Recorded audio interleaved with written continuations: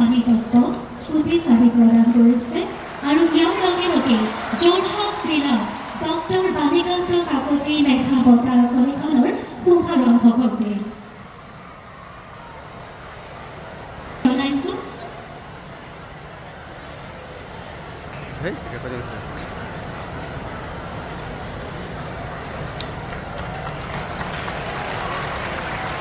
প্ৰয়াসী শইকীয়া,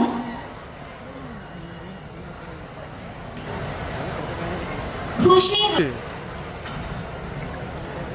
শইকীয়া,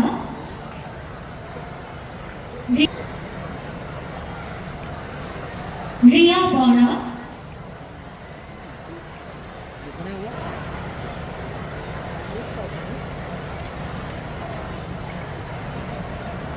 স্নেহা কৌশিক, অস্মিতা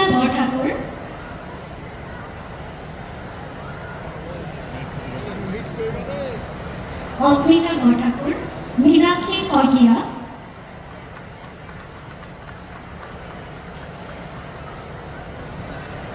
মেধা বঁটা হিচাপে লাভ কৰিছে এখন স্কুটি আৰু প্ৰতীকীভাৱে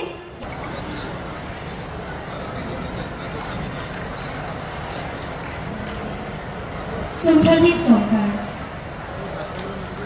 এইখনে মুখ্য অতিথি আৰু মুখ্য অতিথি মহোদয়া মই চাপেল বিদ্ৰোহ কৰিবলৈ অনুৰোধ জনাইছোঁ।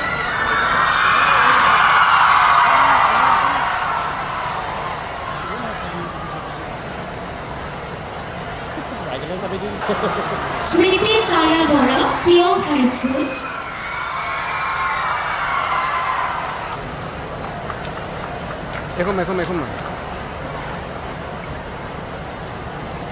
বিবি পাই,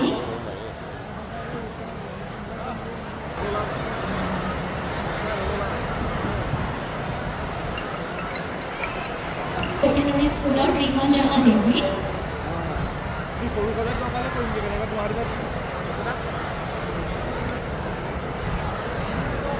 এইখন লাগে মেঘ, এইখন লাগে মোক এইখন লাগে। ব্যৱস্থাটো আমি বাজেটত ৰাখিছোঁ। তোমালোকক ক'বলৈ পাই ভাল পাইছোঁ যে আজি আমাৰ যিটো প্ৰাথমিক শিক্ষা, এই প্ৰাথমিক শিক্ষাক শক্তিশালী কৰিবৰ কাৰণে, মাধ্যমিক শিক্ষা, উচ্চ শিক্ষা শক্তিশালী কৰিবৰ কাৰণে একেবাৰে তলৰ পৰ্যায়ৰ পৰা ওপৰ পৰ্যায়লৈকে বিভিন্ন ধৰণৰ আঁচনি গ্ৰহণ কৰা হৈছে। আমি স্কুলবিলাকক এখন school, LP school, ME school, high school সকলোখিনি সামৰি সুন্দৰভাৱে আমি নিৰ্মাণ কৰিব পাৰোঁ। এইবাৰ আমি প্ৰায় 1800 কোটি টকা কেৱল ৰাজ্যখনৰ আন্তঃগাঁথনি নিৰ্মাণতে ৰাজ্য চৰকাৰে মুখ্যমন্ত্ৰী ডাঙৰীয়াই মঞ্জুৰি প্ৰদান কৰিছে। মই এটা সাধাৰণ উদাহৰণে তোমালোকক দিছোঁ। আজি বিশ্ববিদ্যালয় প্ৰতিষ্ঠা হৈছে, মহাবিদ্যালয়বিলাকলৈ অনুদান দিয়া হৈছে, প্ৰাথমিক শিক্ষাৰ পৰা আৰম্ভ কৰি সকলোলৈকে শিক্ষা সাৰ্বজনীন কৰিবৰ কাৰণে যিটো আমাৰ সংবিধানে, ভাৰতবৰ্ষৰ সংবিধানৰ যিটো লিখা আছে যে শিক্ষা সাৰ্বজনীন হ'ব লাগে, এইটো কৰিবৰ কাৰণে আমি আপ্ৰাণ চেষ্টা কৰি গৈছোঁ। এতিয়া আমাৰ সহযোগিতা লাগিব তোমালোকৰ নিজৰ পৰা শক্তিশালী ৰূপে তোমালোকে নিজক তৈয়াৰ কৰিবৰ কাৰণে। ব্যক্তি তৈয়াৰ কৰাটো সহজ কথা নহয়। শিক্ষা হৈছে এটা অনুষ্ঠান, যিটো অনুষ্ঠানে মানৱ সম্পদ তৈয়াৰ কৰে।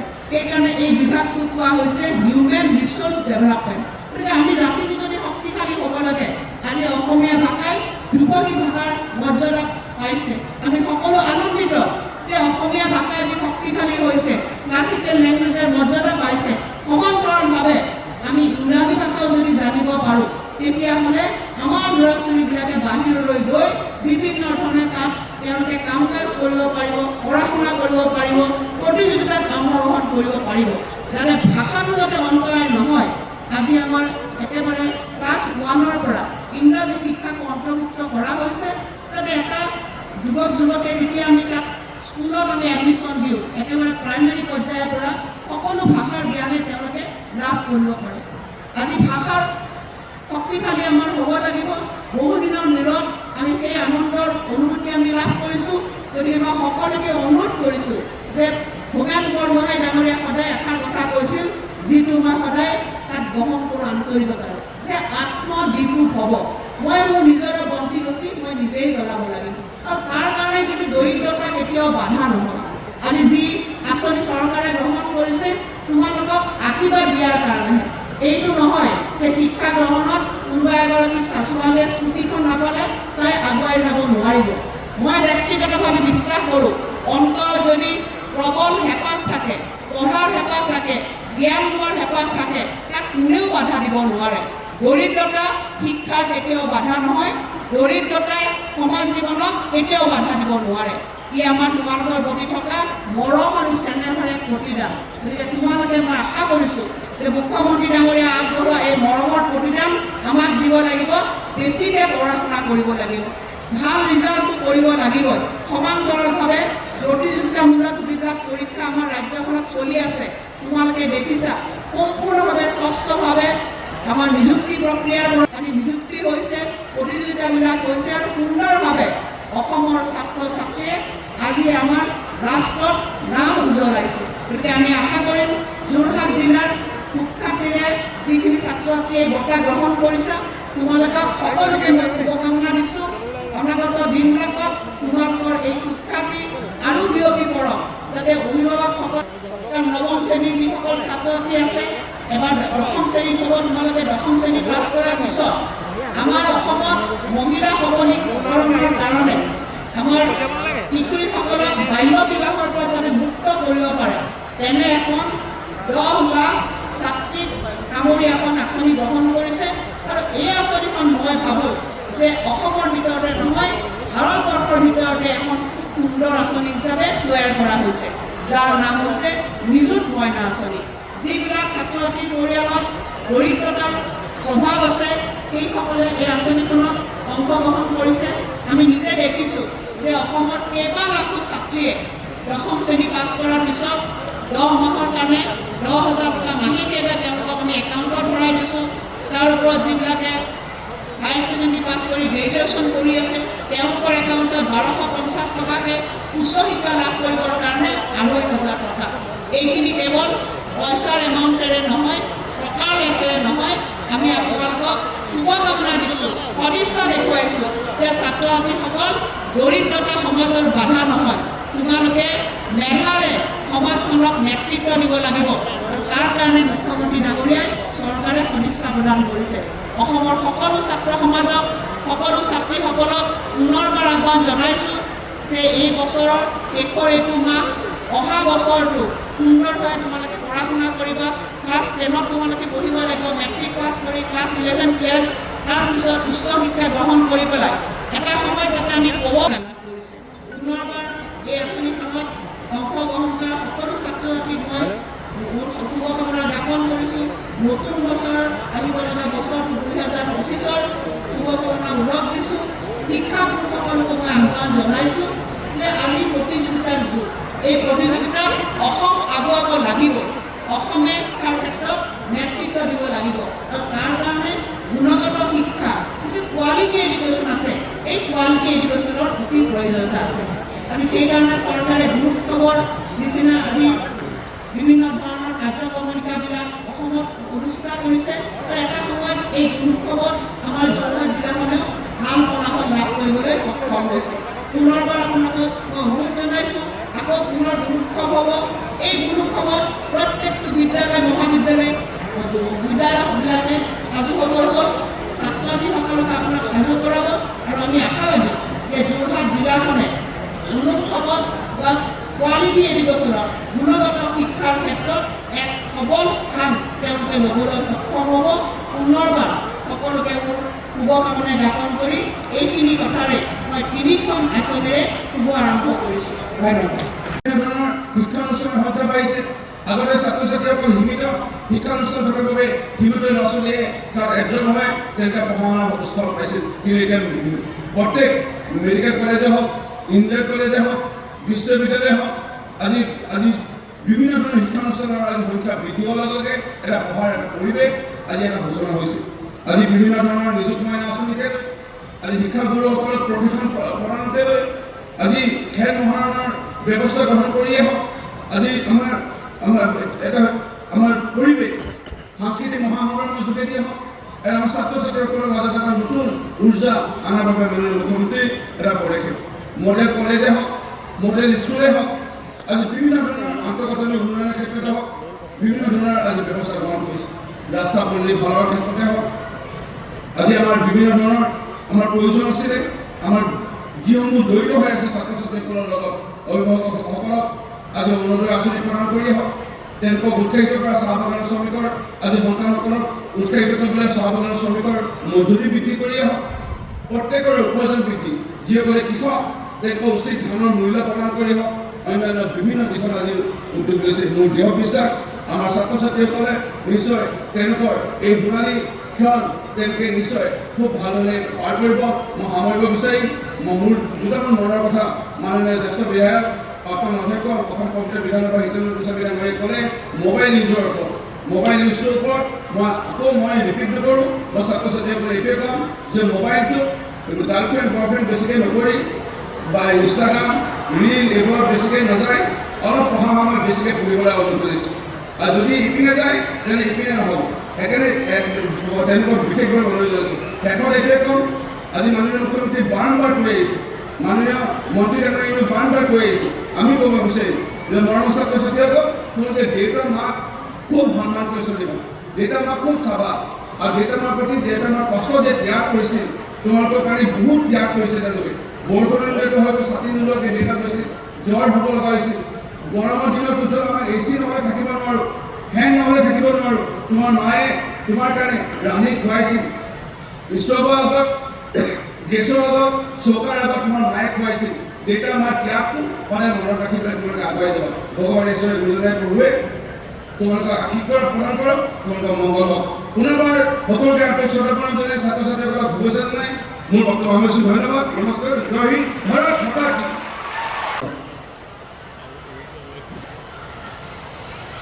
মোৰ মনত এইমাত্ৰ এটা কথা মই ভাবিছোঁ, কি ক'ম, কাৰণ হিতেন্দ্ৰ নাথ গোস্বামী ডাঙৰীয়াই সুন্দৰকৈ আপোনালোকক ল'ৰাবিলাক ওচৰত তোমালোকক কৈছে, ৰূপজ্যোতি কৰ্মী ডাঙৰীয়াই কৈছে, কিন্তু মই যিটো নিজৰ জীৱনৰ অনুসন্ধান কৰি মই যিটো মোৰ উপলব্ধি মই দুই লাইন কৈছোঁ।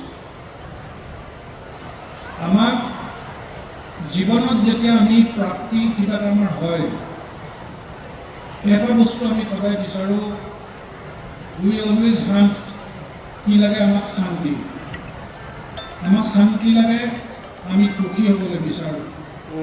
আৰু মই ভাবোঁ শান্তি আৰু সুখ এই দুটা বস্তুৰ লগত লগ খাই আছে স্পিৰিচুৱেলিটি, আধ্যাত্মিক।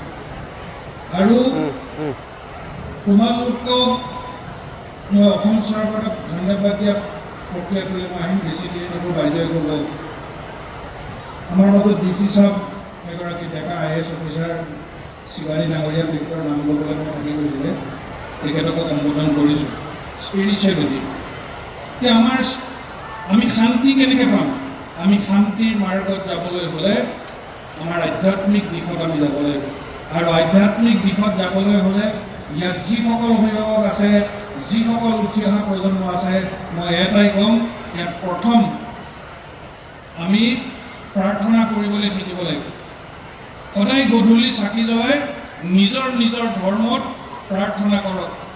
প্ৰাৰ্থনাটো কৰি থাকিব লাগে, কি কাম দৰকাৰ নাই, কৰোঁতে কৰোঁতে কৰোঁতে কৰোঁতে এটা বিশ্বাস আহিব।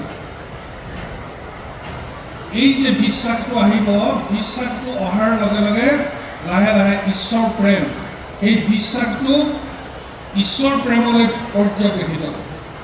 ঈশ্বৰ প্ৰেম পৰ্যবেক্ষিত হোৱাৰ পিছত যেতিয়া 55-60 এইটো লেভেলত যেতিয়া ল'ৰা ছোৱালীবিলাক যাবগৈ, তেতিয়া নিজকে যেতিয়া আমাৰ পোষ্ট ৰিটায়াৰমেণ্ট লাইফত লাহে লাহে এতিয়া আমি দেখোঁ নামঘৰলৈ আমাৰ ডাঙৰ ডাঙৰ যিসকল আমাৰ নেতাই হওক, আমাৰ অফিচাৰবিলাক হওক, সকলোৱে নামঘৰলৈ যায়, তেতিয়া ঈশ্বৰক লীন যাবলৈ বিচাৰে। গতিকে এই কামটো যদি কৰে তেতিয়া মানসিক শান্তি লাভ কৰিব। আৰু এটা কথা মই কৈছোঁ, এটা নিজৰ চইচ। আমাৰ হিতেন্দ্ৰ নাথ গোস্বামী ডাঙৰীয়াই কৈ থৈ গৈছে, ভাল মানুহ। ইয়াৰ লগতে এটা মই সংযোজন কৰিব খুজিছোঁ, ভাল মানুহ লাগিব নে ডাঙৰ মানুহ লাগে, চইচ ইজ ইয়ৰ্ছ। যে আমি ভাল মানুহ হ'ম নে ডাঙৰ মানুহ হ'ম। ডাঙৰ মানুহ কোনবিলাক? যিবিলাক মানুহ ক্ষমতাত থাকে, সকলোৱে দেখিলে একেবাৰে হাত জোৰে।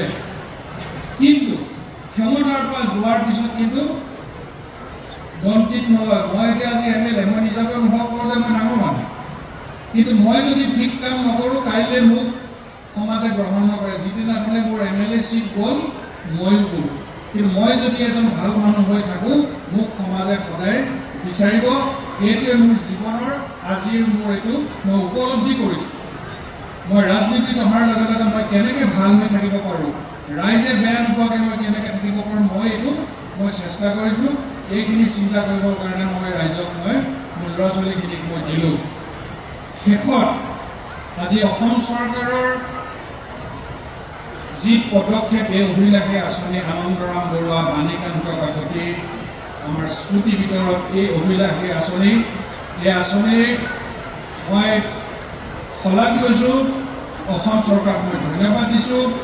ল'ৰা ছোৱালীখিনিক আগবাঢ়ি যাবৰ কাৰণে যি এই বঁটাবিলাক আমাৰ অতি জৰুৰী। কিয়নো যেতিয়া কিবা এটা ৰাজহুৱাভাৱে পোৱা যায় তেতিয়া নিজকে অকণমান অন্যতকৈ নোপোৱাজনতকৈ অকণমান বেলেগ যেন নিজৰ অনুভৱ হয়, আৰু বেছিকৈ পাবৰ কাৰণে এই কম্পিটিশ্যনৰ যুগত আগুৱাই যাব। গতিকে ইতিমধ্যে নীতি শিক্ষা দিয়া হ'ল, কথা কোৱা হ'ল। যিখিনি চৰকাৰে যিখিনি সুবিধা দিছে এই সুবিধাখিনি লৈ নিজকে প্ৰতিষ্ঠা কৰাৰ লগতে এজন সৎ মানুহ হৈ আজি এই ইলেক্ট্ৰনিক্সৰ যুগত আমাৰ নিজৰ কথাখিনি নাপাহৰি, ঘৰৰ কথাখিনি নাপাহৰি, সমাজৰ কথা নাপাহৰি আমি সকলোৱে জীৱনত ছাকচেছফুল হৈ যি পৰম ব্ৰহ্মই আমাক এই পৃথিৱীলৈ আনিছে আমি প্ৰাপ্তি লৈ এই দুনিয়াৰ পৰা আমি সকলো গুচি যাব লাগে। এই দুআষাৰকে কৈ যি মোক ক'বলৈ মোক সুবিধা দিলে মই মোৰ ধন্যবাদ আৰু কৃতজ্ঞতা জনাইছোঁ জিলা প্ৰশাসনক, আৰু সকলোলৈ মোৰ আন্তৰিক আজি অভিনন্দন আছে। আৰু ভগৱানৰ ওচৰত প্ৰাৰ্থনা কৰিছোঁ আপোনালোকৰ সুখ সমৃদ্ধি শান্তি আপোনালোকক অটুট থাকক। শ্ৰীচৰণত সেৱা জনাই মই এই দুআষাৰ কৈ মোৰ বক্তব্য মই সামৰিছোঁ। ধন্যবাদ। জয় হিন্দ, জয় অসম। আজি যোৰহাটত 3খন আঁচনি, বাণীকান্ত কাকতি বঁটা প্ৰদান আঁচনি, আনন্দৰাম বৰুৱা বঁটা প্ৰদান আঁচনি আৰু চাইকেল বিতৰণ, এই 3খন আঁচনিয়ে অতি সুকলমে সুন্দৰভাৱে ইয়াত হৈ গৈছে। প্ৰায় 12,000 মান ছাত্ৰ ছাত্ৰী এই 3খন আঁচনিৰ দ্বাৰা জিলাখনত উপকৃত হৈছে। মই সকলো ছাত্ৰ ছাত্ৰীক যিসকলে এই আঁচনিত অন্তৰ্ভুক্ত হৈছে অভিনন্দন জ্ঞাপন কৰিছোঁ। আৰু এই আঁচনিবিলাকৰ এটাই লক্ষ্য যে শৈক্ষিক জগতখন আমি আগবাঢ়ি যাব লাগে। অসমৰ ছাত্ৰ ছাত্ৰীসকলৰ যিটো ভেটি ফাউণ্ডেশ্যন ক্লাছ 9ৰ পৰাই আজি চাইকেল প্ৰদান কৰা হৈছে বা বিভিন্ন ধৰণৰ স্কুটি বা এইবিলাক আঁচনিৰ প্ৰৱৰ্তনৰ জৰিয়তে এটাই কথাই আমি সাব্যস্ত কৰিব বিচাৰিছোঁ যে দৰিদ্ৰতা আচলতে আমাৰ মানে অধ্যয়নৰত ছাত্ৰ ছাত্ৰীসকলৰ কাৰণে বাধা হ'ব নোৱাৰে।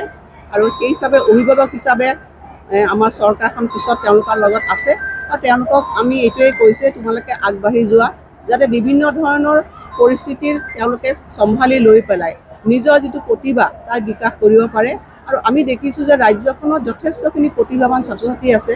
তেওঁলোকক যদি চৰকাৰে তেওঁলোকক যদি অভিভাৱকত্ব লয় তেতিয়াহ'লে মেণ্টৰশ্বিপটো লৈ তেওঁলোকে ভাল ফলাফল কৰিব পাৰে। আজি আমি দেখিছোঁ আমাৰ অসমৰ ছাত্ৰ ছাত্ৰীসকলে বিভিন্ন পৰীক্ষাবিলাকত সুখ্যাতিৰে তেওঁলোক অৱতীৰ্ণ হৈছে। সেইটোৱে কথা লক্ষ্য হৈছে যে ছাত্ৰ ছাত্ৰীসকলক আমি আগবঢ়াই লৈ যোৱা, আৰু এই 3খন আঁচনিৰ যোৱা সময়ছোৱা এক যথেষ্ট ভাল আঁচনি ৰূপে পৰিগণিত হৈছে। আৰু এটা প্ৰসংগ, আপুনি যিহেতু যোৰহাটৰ অভিভাৱক মন্ত্ৰী, যোৰহাট চিকিৎসা মহাবিদ্যালয়ৰ এক অমানৱীয় কাণ্ড, আপোনাৰ কাষতে বিধায়কগৰাকী ৰৈ আছে, তেওঁৰে 2জন অসুস্থ ৰোগীক NGOৰ সহায়ত পুনৰ JMCHত ভৰ্তি কৰাৰ সিদ্ধান্ত গ্ৰহণ কৰিলে। এগৰাকী মহিলা চিকিৎসক আৰু 2জন কৰ্মচাৰীয়ে কিন্তু সেই 2গৰাকী ভৰি ভগা ৰোগীক ৰেল ষ্টেচনত পেলোৱাৰ নিৰ্দেশ দিছিল। কেইবাটাও ঘণ্টা উকলি গ'ল, কেইবাদিনো গ'ল, কিন্তু একো এটা ব্যৱস্থা কৰা নহ'ল। তদন্ত কি হৈছেগৈ? মই আপোনাক শুনিছোঁ, মই অৱগত আছিলোঁ, মই বাহিৰত আছিলোঁ, মই ইমান ভালকৈ জনা নাছিলোঁ কথাটো। আপোনালোকে মোক যেতিয়া অৱগত কৰিছে মই এতিয়া গৈ পেলাই জিলা উপায়ুক্তক এই গোটেইখিনি কথা যিকেইজন আঘাতপ্ৰাপ্ত লোক আছিল তেওঁলোকক NGOলৈ প্ৰদান কৰিছিল, আৰু তেওঁ ফোনত কৈছিল যে এটা তদন্ত দিব লাগে। আপোনাৰ কাষতে আছে বিজুলী কমিটি, সেই বিধায়কগৰাকীয়ে যিটো তদন্ত কৰিবলৈ নিৰ্দেশ দিছে সেই তদন্তৰ ক্ষেত্ৰত আগি পিছতে কোনো ব্যৱস্থা হ'ব? মই গোটেইখিনি কথা গুৰুত্ব সহকাৰে গ্ৰহণ কৰিছোঁ। মই ইয়াৰ পৰা গৈ পেলাই আমি এখন সভা আছে, আমাৰ আয়ুক্ত আহিব বা অধীক্ষকো আহিব, আমি গোটেইখিনি আলোচনা। কথাটো এনেকুৱা, মই বিচাৰোঁ যোৰহাট মেডিকেল কলেজ হস্পিটেলৰ ফাংচনিংটো বহুত ইম্প্ৰুভ কৰিবলগীয়া আছে আৰু আমি কৰিব পৰা নাই। কিন্তু এটাই ডাঙৰ কথা যে মানৱীয়তাৰ যিটো দৃষ্টিভংগী মই তাক সকলোকে ক'ম, যে অকল মই একজন ডাক্তৰ নহয়, মই অভাৰঅল মই দেখিছোঁ তাত প্ৰশাসনটো এটা প্ৰশাসন আছেতো, মেডিকেল কলেজতো প্ৰশাসন এটা চলাইছে প্ৰিন্সিপালৰ বা ইয়াৰ যিসকলৰ নেতৃত্বত। তেওঁলোকে এনেকুৱা কিবা এটা হ'লে আমাক জনাব লাগে, ইমিডিয়েট জনাব লাগে। নাই একো জনাব, মই সেইকাৰণে পেপাৰত পাইছোঁ অলৰেডি, সেইটো অভাৰ হৈ গ'ল ন। মানুহজনৰ টিভিত মই দেখিছোঁ চচাই পৰি আছে। এইটো বৰ অত্যন্ত মানে যোৰহাটৰ কাৰণে আমাৰ কাৰণে অতি লজ্জাকৰ কাম। আৰু এইবিলাকত মানে কি হয়, মই আপোনাক কৈছোঁ যে আমি প্ৰিন্সিপালৰ হাতত যথেষ্টখিনি পাৱাৰ থাকে। আচলতে আমাৰ এখন কমিটি আছে, কিন্তু কমিটিখনৰ আমি কেৱল কিবা অসুবিধা আমিখিনি চাওঁ, কিন্তু আমি সাধাৰণতে অন্য কমিটিৰ গভৰ্ণিং বডি যেনে চেয়াৰমেন, ইয়াৰ চেয়াৰমেনৰ কিন্তু পাৱাৰটো বহুতখিনি, কাৰণ এইটো মেডিকেল কলেজ ন, যিকোনো এজন মানুহে চলোৱা বা এইবিলাক কৰাটো অসুবিধা। কিন্তু মই ভাবোঁ যে প্ৰিন্সিপাল ডাঙৰীয়া আৰু ৰেজিষ্ট্ৰাৰ ডাঙৰীয়া দুয়োৱে এনেকুৱা ধৰণৰ ঘটনা এটা হ'লে এটলিষ্ট স্থানীয় বিধায়ক হিচাপে মই তাৰ যিহেতু আছোঁ, আমাক লগে লগে ইনফৰ্ম কৰিব লাগে, তেতিয়া আমি কিবা এটা মেমিকেবল সলিউশ্যন আনিব পাৰিম। অমানৱীয় দৃষ্টিভংগী মই কেতিয়াও ছাপোৰ্ট নকৰোঁ। আৰু এই ক্ষেত্ৰত মই মুখ্যমন্ত্ৰী ডাঙৰ কাইলৈ নে পৰহিলৈ আমাৰ যোৰহাট পৰহিলৈ আহিব, I will take up the matter serious. নাই তেনেকৈ নাজানো বুলি ক'লে নহ'ব, মই নিজে কৈছোঁ। কাৰণ মাজতে এবাৰ ময়ো প্ৰেছ কনফাৰেঞ্চত উপস্থিত আছিলোঁ, হঠাতে কিবা কিবি যিখিনি মূল্য বঢ়ালে মানে কথাটো সেইধৰণে নক'লেও ভাল আছিল। আল্টিমেটলি ময়ো তাৰ কাৰণে গিল্টি ফিল কৰোঁ, কাৰণ কিছুমান কথাত আমি হস্তক্ষেপ নকৰোঁ। চেয়াৰমেন থাকিলেও মই হস্তক্ষেপ নকৰোঁ। সেইকাৰণে মেডিকেলৰ কথাবিলাক মেডিকেল যিজন প্ৰফেশ্যনত থকা মানুহটো মোতকৈ বেছি জানে, গতিকে কিন্তু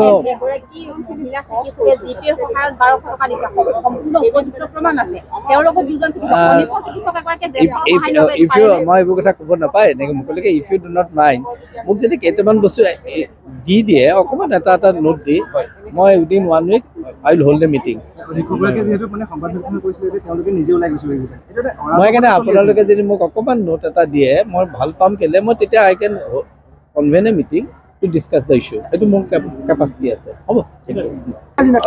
মই প্ৰত্যেক দিনাখনে খবৰ লৈ আছোঁ, আৰু স্বাস্থ্য বিভাগৰ পৰা তেওঁলোকক জিলা প্ৰশাসনে বিশেষকৈ জিলা সমাজ কল্যাণ বিভাগৰ বিষয়াসকলক তালৈ পঠিয়াইছে।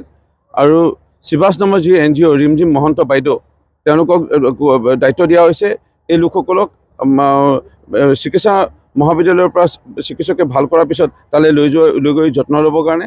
পিছলৈ গৈ পেলাই বৃদ্ধ আশ্ৰম আছে অসমৰ বিভিন্ন ঠাইত, তাত অসম চৰকাৰে তেওঁলোকক দেখভাল কৰাৰ এটা সিদ্ধান্ত লৈছে।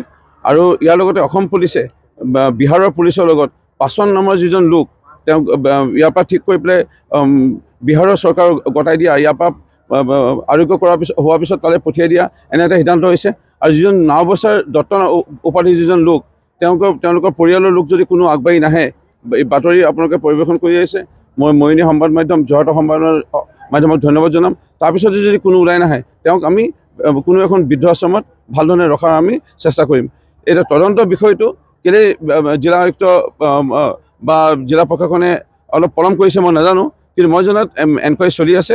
কিন্তু CCTV কেমেৰাও যিহেতু অধ্যক্ষ ডক্টৰ মানৱ গোহাঁই কৈছে, এই দুজন ভৰি ভঙা লোক যোনে উঠিবই নোৱাৰে, খোজকাঢ়িবতো নোৱাৰেই, তেওঁলোকে নিৰুদ্দেশ হৈছে বুলি কৈছে হস্পিটেলখনৰ পৰা। এইটো কোনো পধ্যে গ্ৰহণযোগ্য নহয়।